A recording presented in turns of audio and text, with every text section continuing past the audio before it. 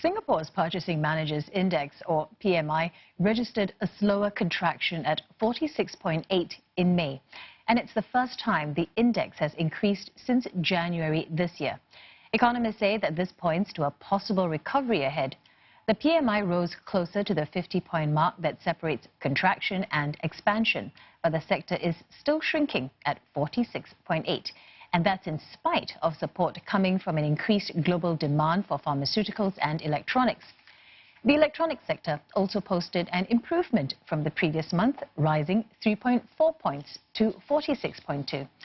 Experts acknowledge the support given to firms from the 4 budget packages, but say that ultimately, how quickly the economy recovers depends on global demand.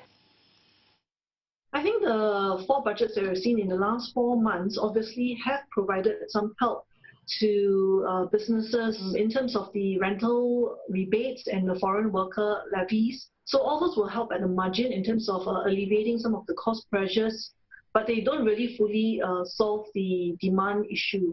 So I think what we really have to look ahead to is whether we see the demand recovery coming back as the global economy reopens for business.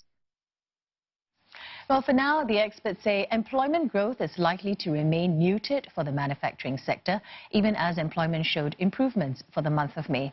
And one economist says that's because the sector is transforming and moving up the value chain, and it won't require as many workers to do the same tasks. The improvement in the PMI index, perhaps it does provide some bright spark for the employment outlook for that particular sector.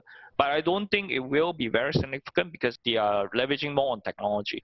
So even if you see a picked up, I think the the employment growth for the manufacturing sector is unlikely to be significant.